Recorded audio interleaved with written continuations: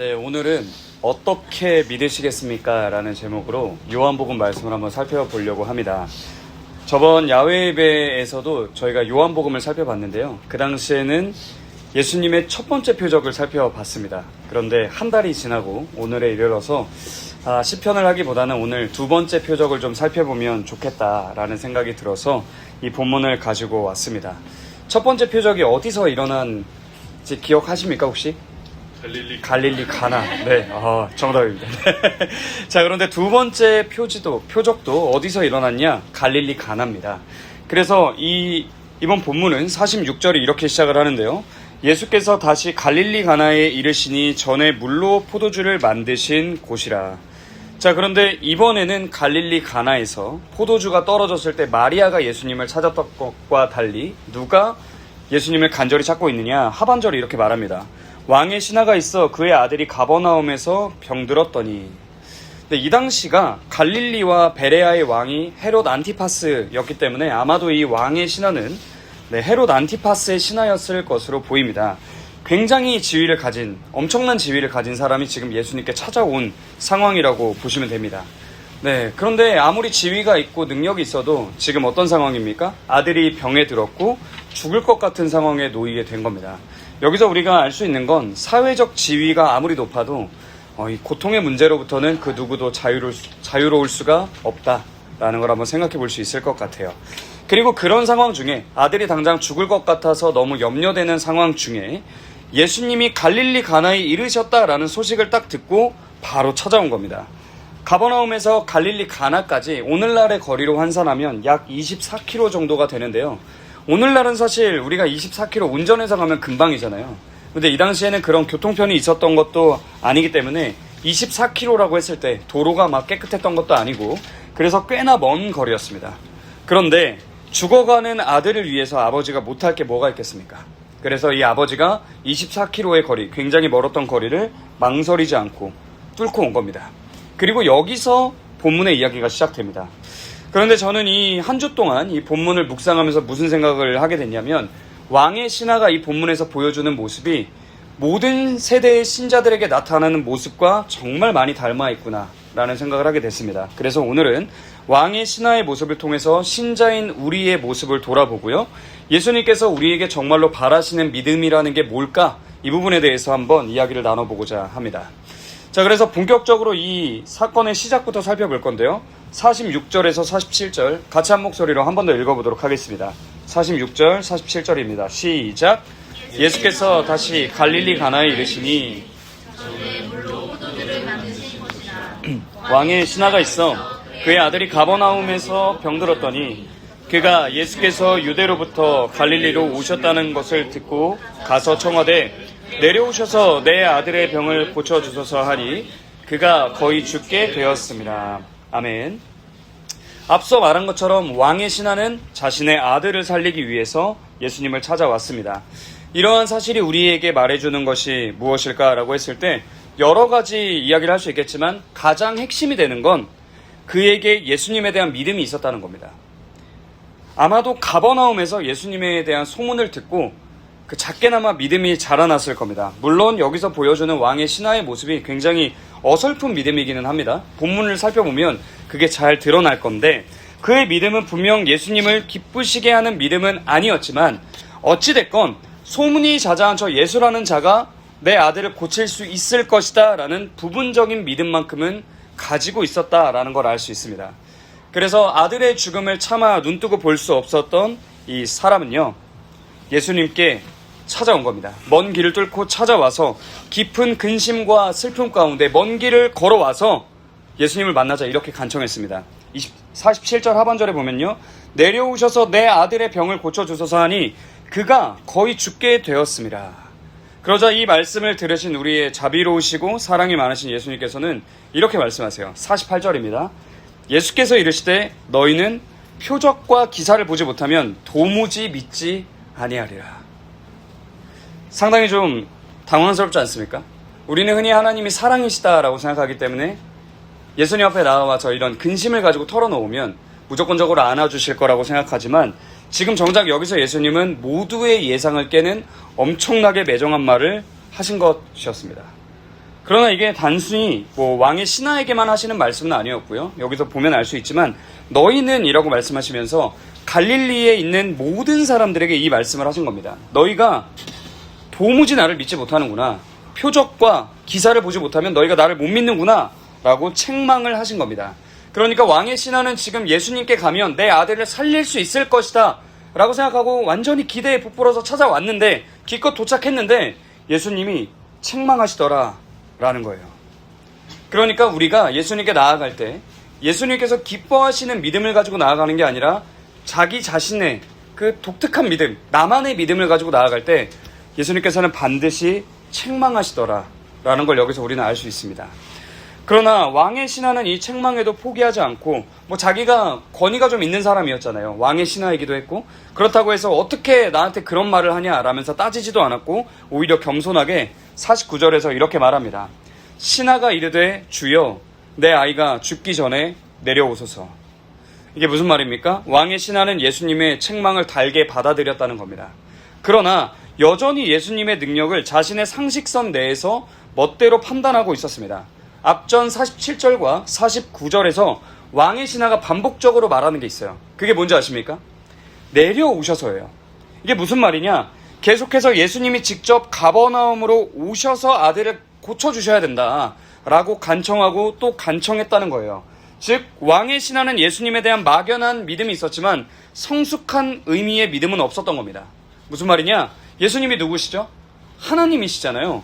그렇기 때문에 하나님이신 예수님은 직접 찾아가지 않고도 시공간의 제약을 받지 않고도 병을 고치실 수 있는 하나님이신데 이걸 믿지 못했기 때문에 예수님의 능력을 자신의 상식선 안에서 딱 판단하고 예수님이 오셔야 됩니다. 내 아들이 있는 곳까지 와주셔야 됩니다. 라고 끊임없이 간청했다라는 겁니다. 그리고 또한 47절과 49절 모두에서 공통적으로 말하는 게 있는데 아들이 죽기 전에 오셔야 한다고 끊임없이 얘기합니다. 무슨 말입니까? 병을 고치시는 예수님에 대해서는 믿었어요. 그러나 죽은 자를 살리시는 예수님에 대해서는 왕의 신하가 믿지 않았던 겁니다. 결국 왕의 신하는 예수님의 책망 앞에서 겸손한 자세를 유지했지만 여전히 예수님이 어떤 분이신지를 정확히 알지는 못했던 겁니다. 그러자 예수님께서는 이제 이렇게 말씀을 하시는데요. 50절 앞부분을 보면요. 예수께서 이르시되 가라 내 아들이 살아있다 하시니. 자, 그런데 원어로 이 부분을 보면요. 예수님께서 먼저 이 왕의 신하에게 한 번 더 굉장히 단호하게 말씀하신 겁니다. 여기 보면 가라 라고 나와 있는 이 표현이 굉장히 강한 명령법이에요. 그러니까 가라를 그냥 가 이게 아니고 이제 가면 살아있어가 아니고 가라. 엄청 단호하게 얘기하셨다는 거예요. 이제 가라. 그리고 나서 이어서 너의 아들이 살아있다라는 희망적인 말씀을 하신 겁니다. 성경을 보면 히브리서 기자는 믿음은 바라는 것들의 실상이요 보이지 않는 것들의 증거니라고 말하면서 진정한 믿음은 보지 않고 믿는 것이다 라고 말해 주었고요. 이후에 예수님께서도 친히 이런 말씀을 하십니다. 너는 나를 본고로 믿느냐? 보지 못하고 믿는 자들은 복되도다. 무슨 말입니까? 성경 전체는 보이지 않는 것을 믿는 믿음을 성숙한 믿음이다. 진정한 믿음이다 라고 분명히 알려주고 있다는 거예요. 그리고 나서 왕의 신하에게도 지금 예수님이 그 믿음을 요구하신 거예요. 이게 무슨 말인지 한번 생각해 보십시오. 왕의 신하의 상황을 한번 생각해 보세요. 지금 왕의 신하는 뭘 해야 됩니까? 예수님이 가라고 하셨어요. 네 아들 살았으니까 이제 가 라고 했을 때 이제 발을 돌려서 갈릴리 가나에서 가버나움까지 몇 킬로를 가야 돼요? 24킬로를 가야 돼요. 자, 그런데 24킬로나 떨어져 있는 아들이 어떤 상태인지 어떻게 합니까? 이 당시에 무슨 스마트폰이 있어서 영상통화를 하는 것도 아니고 알 방법이 없습니다. 그러니까 내 아들의 상태를 볼 수 없는 상태, 보지 않고 믿어야 되는 상태로 24킬로의 여정을 걸어가야 했던 겁니다.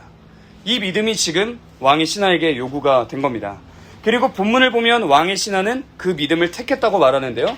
50절 뒷부분이 말합니다. 그 사람이 예수께서 하신 말씀을 믿고 가더니. 이게 무엇을 우리에게 알려줍니까?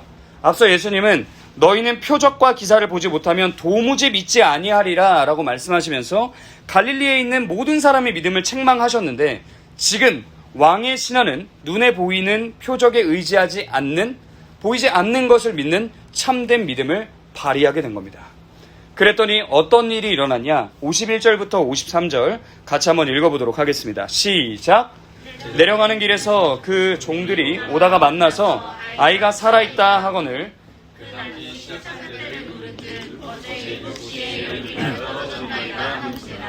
그의 아버지가 예수께서 내 아들의 살아있다 말씀하신 그때인 줄 알고 자기와 온 집안이 다 믿으니라. 아멘. 왕의 신하는 한참을 걸려 가버나움으로 돌아가던 길에 종들을 만났고요. 그 종들로부터 정말로 아들이 고침을 받았다라는 너무나도 기쁜 소식을 듣게 됩니다. 그리고 이야기를 들으면서 아들이 열이 떨어진 시간이 언제냐라고 물어보다 보니까 정말로 이게 예수님께서 행하신 기적이구나 라는 것을 깨닫게 돼요. 그리고 어떻게 됩니까? 온 집안이 예수님을 믿게 됩니다. 자, 여기까지가 오늘 본문의 내용인데요. 이 이야기를 들으면 여러분은 무슨 생각이 드십니까? 저는 앞서 이 본문 속 왕의 신하의 모습이 모든 거듭난 신자와 참 많이 닮아있다라는 생각을 했다고 이야기를 했는데요. 지금부터는 그럼 구체적으로 무엇이 닮아있는지, 그리고 예수님께서 정말로 우리에게 바라시는 믿음이란 무엇인지 세 가지로 살펴보도록 하겠습니다. 자, 첫 번째로 왕의 신하는 문제가 생기자 예수님께 나아갔는데요. 신자들은 다 이 모습을 담게 되어 있습니다. 생각해보면 사실상 왕의 신하가 24km나 떨어져 있는 예수님을 찾아가기까지의 그 과정은 결코 쉽지 않았을 거예요. 별 생각이 다 들지 않았겠습니까? 한번 생각해 보십시오. 내가 괜히 예수님을 만난답시고 이 여정을 떠났다가 만약에 아들을 고치지 못하면 어떡하지? 그리고 내가 가 있는 동안 내 아들이 죽게 되면 내 아들이 죽는 과정도 내 아들이 마지막으로 떠나는 그 순간도 내가 보지 못하는데 내가 아비로서 그게 맞는 행동일까? 내가 헛걸음질하는 건 아닐까? 정말 그렇게 되면 내가 이도저도 아닌 게 될 텐데 내가 어떻게 해야 될까? 차라리 이 시간에 예수님을 찾아갈 게 아니라 더 유능한 의사를 찾는 게 더 현명한 거 아닐까? 이런 생각이 얼마나 많이 들었겠습니까? 이런 생각을 뚫으면서 왕의 신하가 예수님께 나아간 겁니다. 그런데 사실 우리는요, 문제가 크면 클수록 어떻습니까? 예수님께 나아가기가 너무 어렵습니다. 기도의 자리로 나아가기가 어려워요. 말씀 묵상의 자리로 나아가기가 너무 어렵습니다. 문제가 크면 그 문제에 압도돼서 예수님께 나아가질 못합니다. 이게 우리의 연약한 현실인 거죠. 그러나 모든 거듭난 신자는 본문 속 왕의 신하와 아주 비슷한 모습으로 예수님께 나아가게 된다는 걸 알 수 있습니다. 무슨 말이냐? 거듭난 신자에게는 이 왕의 신하와 마찬가지로 동일한 역사가 일어나더라라는 겁니다. 무슨 역사일까요? 성령께서 신자를 예수님께 나아가도록 인도하시는 역사가 동일하게 일어난다는 겁니다. 여기서 왕의 신하가 자신의 발걸음으로 예수님께 나아간 것 같지만 그렇지 않습니다. 역사를 주관하시는 하나님께서 성령께서 그의 마음을 주관하시고 예수님께 나아가도록 하셨기 때문에 왕의 신하가 예수님께 나아갈 수 있었던 겁니다. 성령께서 그 사람의 손을 꽉 붙잡고 모든 고뇌와 고통과 연약함과 하나님을 대적하려는 그 죄악된 본성을 뚫고 나갈 수 있도록 끝내 예수님께 나아갈 수 있도록 그 안에서 역사하시면서 힘을 주셨기 때문에 예수님께 나아갔다라는 겁니다. 그래서 우리가 정말로 하나님의 자녀라면, 우리가 정말 거듭난 신자라면 어떤 일이 일어납니까? 왕의 신하와 동일한 일이 일어나는 겁니다. 마음이 너무 요동쳐서 괴로울 때, 심지어는 예수님이 떠오르지도 않고 혹은 신자로서 내가 예수님께 나아간다는 것은 알지만 도저히 몸이 움직이지 않을 때, 비록 조금 시간이 더디고 시간이 오래 걸릴지라도, 때로는 방황의 시간이 굉장히 길어질지라도 성령께서는 우리를 꽉 붙잡고 결국은 예수님 앞으로 나아가게 하신다는 겁니다. 왕의 신하는 자기 발로 예수님께 나았다고 생각했겠지만 이것은 성령의 도우심이 있었기 때문에 가능했던 겁니다. 오늘 우리가 신자로서 이곳에 모여서 함께 말씀을 나누고 함께 교제하는 것, 내 발로 온 것 같지만 그게 아니라는 겁니다. 우리는 예수님께 성령에 붙들려서 나오는 겁니다. 그러므로 우리는요, 신자라면 고난 중에 끊임없이 흔들릴지라도 흔들리면서도 예수님께 나아가게 됩니다. 흔들리면서 좌절하면서 눈물을 흘리면서 결국에는 눈 떠보면 예수님 앞에 와 있는 겁니다. 거듭남의 은혜가 임하지 않은 자는 누구든 절대로 예수님께 나아갈 수 없지만 거듭남의 은혜가 임한 자는 어떻게 해도 결국은 예수님께 나아가게 됩니다. 성령께서 그 사람을 이끄시기 때문이에요. 그럼 여러분은 어떠십니까? 오늘 본문 속 왕의 신하와 닮아 있으십니까? 흔들리는 와중에도 모든 일의 끝에 예수님 앞으로 나아가 있는 여러분의 모습을 발견하고 계십니까? 성령의 인도하심을 정말로 경험하고 계시냐는 거예요. 만약에 그렇다면 하나님을 찬양하십시오. 그리고 여러분이 구원받은 증거를 가지고 있는 것이기 때문에 기뻐하셨으면 좋겠습니다. 그러나 아직 그렇지 않다면 자신의 상태를 철저히 돌아보시고 점검해 보시기 바랍니다. 우리 청소년들 특히 자신을 잘 돌아보세요. 내가 어떤 문제들이 있을 때 예수님께 결국 나아가고 있는가 깊이 돌아봐야 합니다. 그게 여러분 인생에서 가장 중요한 구원의 여부가 달린 심각한 문제이기 때문이에요. 자, 그럼 이제 두 번째로 왕의 신하는 예수님께 책망을 받았는데 신자들이 이 모습을 다 닮아 있다라는 걸 우리가 살펴볼 필요가 있습니다. 쉽게 말해서 신자는요, 예수님께 반드시 책망을 받는다는 겁니다. 이 사건에서 왕의 신하는 굉장히 단호한 예수님의 반응을 두 번이나 경험했죠. 너희는 표적과 기사를 보지 못하면 도무지 믿지 아니하리라 라고 책망을 당했고요. 가라 라는 예수님의 단호한 반응을 마주했습니다. 그러면 우리는 질문이 생깁니다. 예수님은 왜 이렇게까지 단호하셔야 했을까? 예수님은 단순히 우리를 인간적인 사랑, 감정적인 사랑으로 사랑하시는 하나님이 아니라 신적인 사랑, 완전한 사랑으로 우리를 사랑하시는 하나님이시기 때문입니다. 잠언 3장 11절 12절에 보면 이런 말씀이 있습니다. 들어보십시오. 내 아들아, 여호와의 징계를 경히 여기지 말라. 그 꾸지람을 싫어하지 말라. 대저 여호와께서 그 사랑하시는 자를 징계하시기를 마치 아비가 그 기뻐하는 아들을 징계함같이 하시느니라. 아멘. 그래서 하나님이신 예수님은 사랑하시는 자를 반드시 징계하십니다. 때로는 아주 단호하게 여러분을 나무라신다는 겁니다. 왜 그럴까요? 엄하고 단호하게 죄악된 본성을 끄집어내서 우리가 죄를 직면하게 만들어야 그때 우리가 그 문제를 해결하고 아름답게 성장하기 때문입니다. 실제로 어린 아이들을 생각해 보십시오. 하지 말라는 짓을 다 합니다. 예를 들어서 쇠젓가락을 들고 놀면 애들이 자꾸 어디로 갑니까? 콘센트로 가요. 누가 알려주지도 않았는데 죽음의 길로 갑니다. 그리고 자꾸 찔러 넣으려고 하는 거예요. 근데 그때 부모가 이 아이를 내버려두면 어떻게 됩니까? 크게 다치거나 죽습니다. 그러니까 아주 엄하게 혼내서라도 못하게 해야 되는 거예요. 그게 사랑이지 않습니까? 다칠 걸 알면서도 내 자녀를 그대로 내버려두면 그건 절대로 사랑일 수 없습니다. 마찬가지로 하나님께서 우리의 죄의 문제를 내버려두시면 어떻게 됩니까? 우리는 영원한 지옥 형벌을 향해 달려가게 되는 겁니다. 그래서 하나님께서 신자들은 절대 내버려두지 않는 거예요. 또한 하나님께서는 이미 구원받은 신자들, 우리처럼 이미 하나님을 믿게 됐습니다. 그런 사람들이 죄의 문제를 대충 안고 살아가면 어떻게 되냐? 그럼 우리가 결국 이 땅에서 죄를 적당히 타협하면서 살아가게 되면 이 땅에서 우리가 지옥을 경험하게 된단 말이에요. 그렇기 때문에 이미 신자인 우리들도 이 땅에서 죄의 문제를 안고 있을 때 하나님께서 강하게 나무라십니다. 죄를 직면시키시는 거예요. 그래야만 우리가 반드시 그 죄의 문제를 해결해 나가고 성화의 여정으로 나아가고 더 행복해질 것을 하나님이 누구보다 잘 아시기 때문에 아주 단호하게 우리의 죄를 지적하시고 하나님은 반드시 책망하시더라라는 겁니다. 왜 그렇습니까? 그게 진짜 사랑이기 때문이에요. 그런데 오늘날 너무나도 많은 사람들이 예수님을 오해합니다. 왕의 신하처럼 근심과 걱정을 가진 상태로 예수님께 나아가기만 하면 예수님께서는 사랑의 하나님이시니까 그저 따뜻하게 안아주실 것이고 받아주실 것이라고만 생각하는 게 오늘날 너무나도 만연하게 퍼져 있는 생각입니다. 물론 예수님께서는 우리가 예수님께 나아갈 때 따뜻하게 안아주실 때도 있습니다.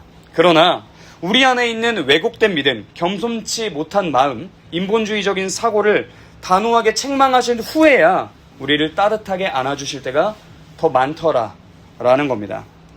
우리가 고통을 받는 이유가 뭘까요? 우리의 죄악된 본성, 그리고 하나님에 대한 왜곡된 이해, 하나님 중심적인 삶이 아니라 자기 중심적인 삶. 이런 삶을 살아갈 때 우리가 고통을 받는 것이기 때문에 하나님께서는 이 고통의 요소들을 제거하신 후에야 우리를 따뜻하게 안아주시더라라는 겁니다. 그러므로 이렇게 한번 생각해보면 어떨까요? 본문 속 왕의 신하는 지금 무엇으로 책망을 받았는가? 왕의 신하는 지금 예수님의 능력을 제한하고 자신의 상식 안에 예수님을 가둔 것에 대해 책망을 먼저 받았습니다. 이 문제가 해결되지 않으면 왕의 신하가 더 복된 삶을 살 수 없으므로 아들을 고쳐주실 것이었지만 그 전에 먼저 책망하고 교정하신 후에 그에게 필요했던 은혜를 허락해 주셨다라는 겁니다. 그러므로 여러분은 어떤 책망을 받고 계십니까? 하나님께서 여러분의 어떤 죄를 드러내시며 어떤 회개를 촉구하고 계신지 잘 돌아보시기 바랍니다. 딱히 떠오르는 게 없다면 이미 오랜 시간 예수님의 말씀을 외면하고 또 외면해서 마음이 굉장히 완고하게 굳어버렸다는 증거일 수도 있습니다. 그러므로 깊이 돌아보시고 예수님의 책망을 달게 받으시고 다 같이 회개하는 우리가 되었으면 좋겠습니다. 자, 마지막 셋째로 우리는 이 왕의 신하와 무엇이 닮았는가? 예수님께서는 왕의 신하에게 보이지 않는 것을 믿는 믿음을 요구하셨는데 모든 신자들은 예수님께 동일한 믿음을 요구받는다는 점에서 왕의 신하와 굉장히 닮아 있습니다. 우리는 앞서 왕의 신하가 예수님의 책망 앞에서 겸손을 유지했음을 보았는데요. 그렇게 너희는 표적과 기사를 보지 못하면 도무지 믿지 아니하리라 라는 예수님의 말씀을 듣고 결국은 눈에 보이는 표적에 의지하지 않고 보지 않고 믿는 믿음으로 나아갔던 것이죠. 이것이 우리에게 요구되는 삶입니다.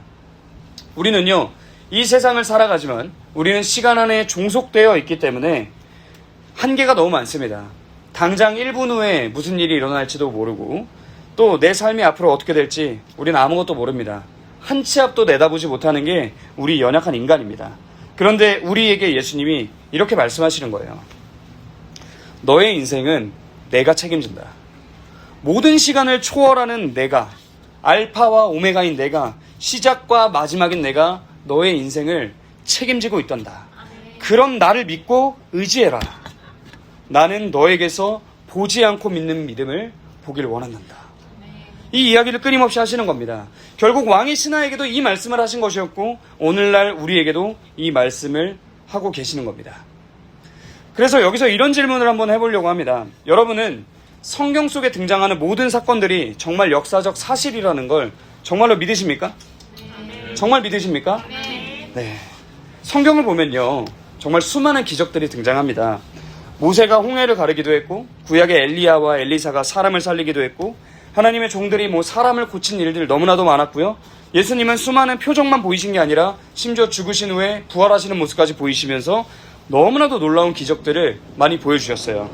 이걸 여러분들이 사실로 믿고 있냐라고 물어보는 거예요. 믿으십니까? 네. 너무나도 감사합니다.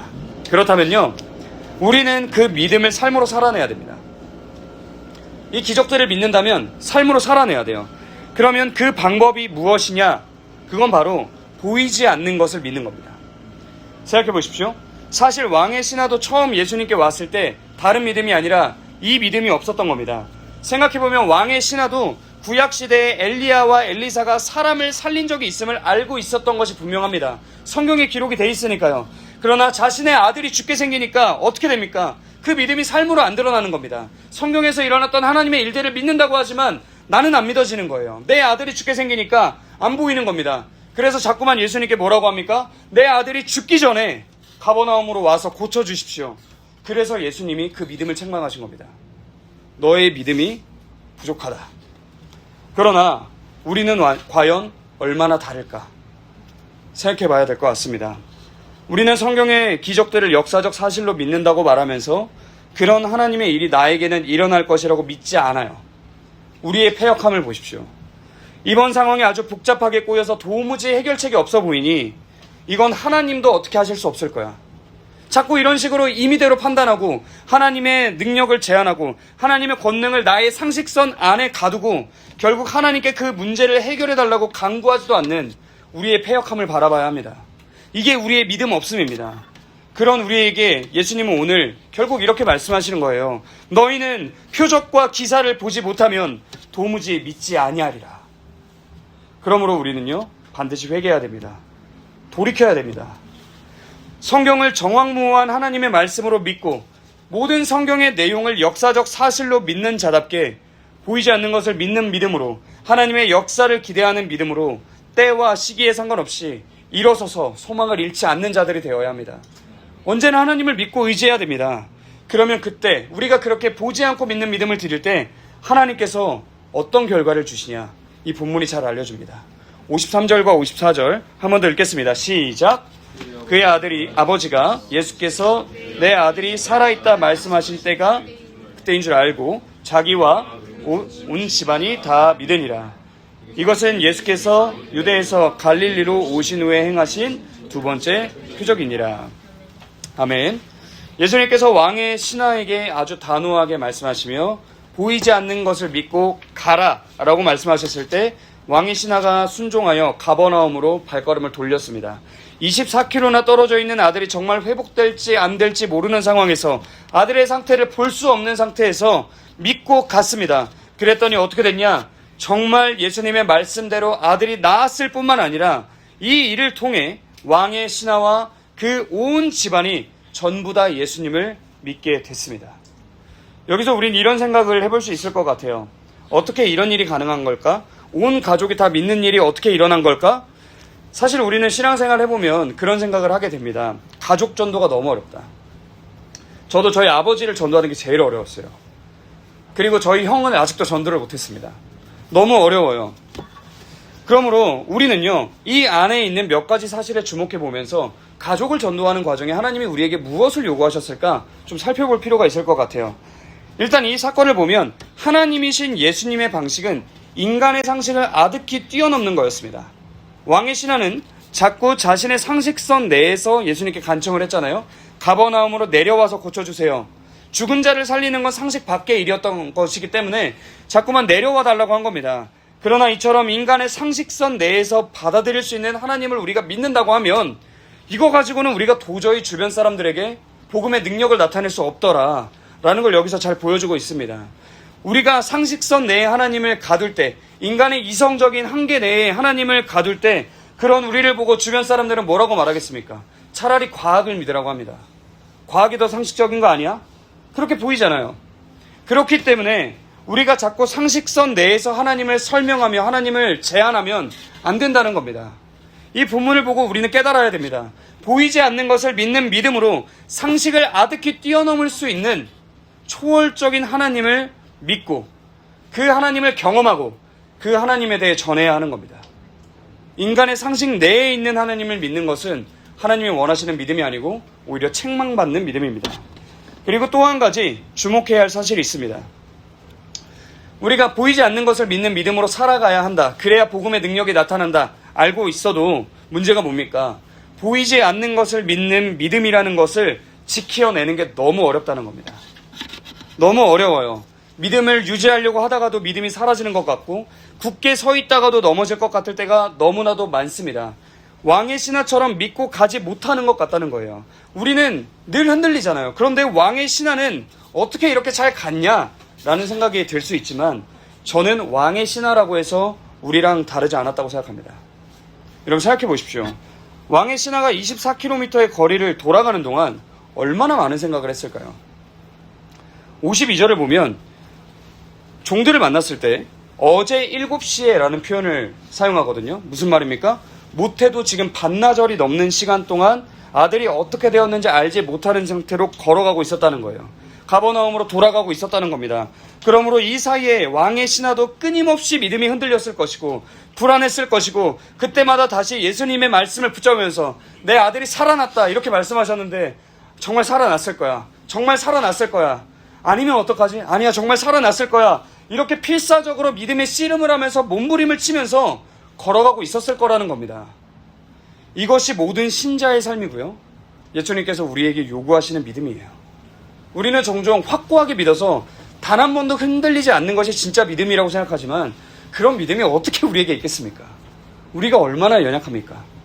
하나님께서 요구하시는 믿음은요. 우리가 흔들릴 때도 다시 일어나는 믿음입니다. 그러므로 우리가 이러한 믿음을 드릴 때 하나님께서는 이 믿음을 받으시고 54절이 말한 것처럼 표적을 보이십니다. 여러분 표적이라는 게 무슨 뜻인지 아십니까? 우리가 표적이라는 말이 있고 기적이라는 말이 있잖아요. 기적은 말 그대로 우리가 아는 미라클이에요. 기적. 그런데 표적이라는 것은 진리이신 예수님을 바라보게 만드는 사건을 바라보게 만드는 기적을 우리가 표적이라고 부릅니다. 그래서 우리가 보이지 않는 믿음을 드림으로써 예수님께서 우리에게 표적을 허락하실 때 그렇게 예수님을 바라보게 만드시는 사건을 우리에게 허락하실 때 비로소 가족들과 우리의 주변 사람들이 우리를 보면서 예수님을 보게 된다는 겁니다. 그렇게 예수님을 보게 되지 않으면 그 누구도 예수님께 마음을 열지 못하는 거죠. 그래서 우리는요, 이것을 잘 기억해야 됩니다. 성경이 말하는 신앙의 원리, 전도의 원리가 바로 이것이구나. 하나님의 놀라우신 계획과 섭리, 그리고 나를 위해 준비하신 하나님의 일들이 보이지 않을 때 그것을 믿는 것, 그게 필요한 거구나. 그리고 바로 지금 앞으로 내 인생에서 펼쳐질 선하신 하나님의 놀라운 일들이 믿어지지 않을 때 그것을 믿어야 한다라는 겁니다. 인간적인 상식선 안에 하나님을 가두지 말고 죄악된 본성에 따라 하나님을 멋대로 판단하지 말고 보이지 않는 하나님의 놀라운 일들을 믿는 저와 여러분이 되었으면 좋겠습니다. 남편이 먼저 이 믿음을 보여야 아내가 바뀝니다. 아내가 먼저 이 믿음을 보이면 또 남편이 바뀝니다.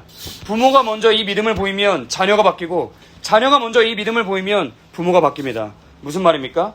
서로 미루지 말고 내가 먼저 앞장서서 보이지 않는 것을 믿는 믿음을 나타내야 된다라는 거예요.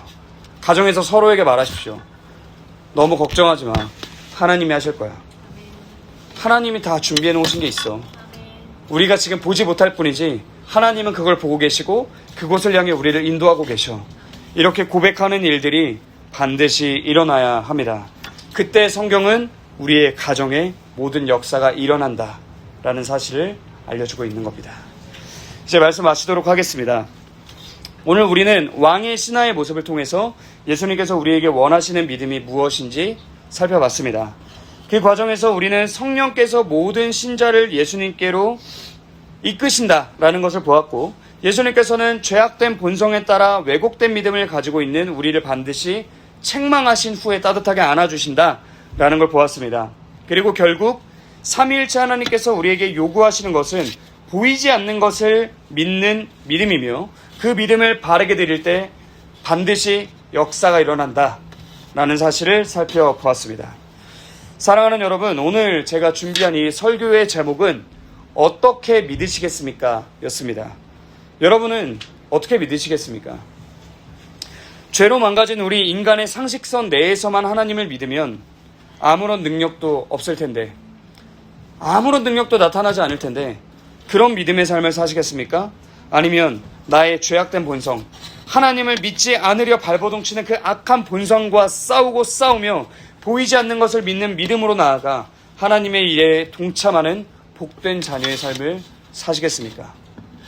여러분, 참된 믿음은 어떠한 답도 보이지 않을 때 그때도 변함없이 주님의 말씀만을 붙잡고 하나님께서 내 삶을 책임지신다는 확신 가운데 순종하는 믿음입니다.